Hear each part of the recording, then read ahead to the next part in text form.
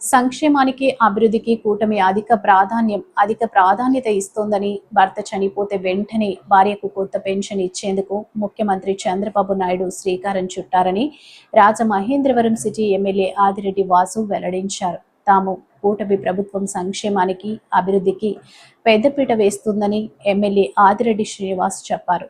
Tourism హబ్గా మార్చడం, ప్రజల ఆరోగ్యానికి ప్రాధాన్యత ఇస్తున్నామని చెప్పారు. ఇంటి పెద్ద చనిపోతే వెంటనే భార్యకు కొత్త పెన్షన్ ఇచ్చేందుకు చర్యలు తీసుకుంటున్నామని, ఈ విధంగా ముఖ్యమంత్రి చంద్రబాబు నాయుడు 2003 డిసెంబర్ 1 నుంచి అవకాశం కల్పించడంతో ఒక్క రాజమండ్రిలోనే 303 కొత్త పెన్షన్లు మంజూరు అయ్యాయన్నారు. వీటిని బహుశా మే నెల నుంచి ఇచ్చే అవకాశం ఉందని చెప్పారు.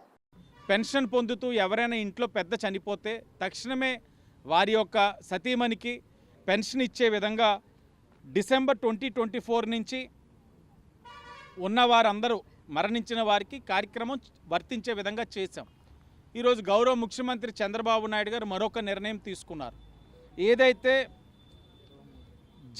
డిసెంబర్ 1, 2023 డిసెంబర్ 1, 2023 నుంచి ఈ రోజు వరకు ఎవరైనా ఇంటిలో పెన్షన్ తీసుకునే పెద్దాయన మరణిస్తే తక్షణమే వారి సతీమణికి పెన్షన్ ఇచ్చే కార్యక్రమం శ్రీకారం చుట్టారు. అర్హులైన వాళ్ళందరూ మీరు సచివాలయంకి వెళ్ళి అప్లై చేసుకోండి.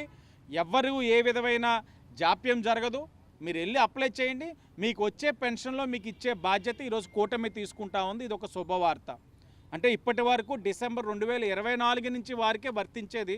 కానీ ఈ రోజున గౌరవ ముఖ్యమంత్రి గారు తీసుకున్న నిర్ణయంతో డిసెంబర్ 1, 2023 నుంచి ఇప్పటి వరకు ఎవరైనా ఇంటి పెద్దను కోల్పోతే వారి ఇంటిలో వారి సతీమణి తక్షణమే అప్లై చేసుకున్నట్లయితే వచ్చే పెన్షన్ అంటే మే కాకపోయినా జూన్ నుంచైనా సరే, లేకపోతే మే మిడ్ నుంచైనా సరే వారికి పెన్షన్ ఇచ్చే బాధ్యత కూటమి తీసుకుంటుందని ఈరోజు గర్వంగా చెప్తా ఉన్నాను. అందరూ కూడా అప్రమత్తమై అర్హులైన వాళ్ళందరూ కూడా మా దగ్గరికి ఇప్పటికే అర్హత లిస్ట్ ఇచ్చున్నారు. సుమారు 303 మంది వచ్చారు. ఇంకా పెరగచ్చు. అంటే సుమారు 500 మంది కొత్త పెన్షన్స్.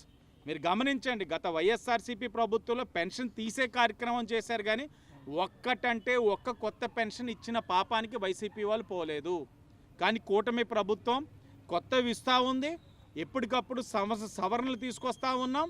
ఇప్పుడు సుమారు మరలా 300 పైన కొత్త పెన్షన్లు ఇచ్చే కార్యక్రమం కూడా తీసుకుంటున్నాం. ప్రజలు అప్రమత్తమై అర్హులైన వాళ్ళు దాన్ని కూడా అప్లై చేసుకోవాలని తెలియజేసుకుంటూ ధన్యవాదాలు.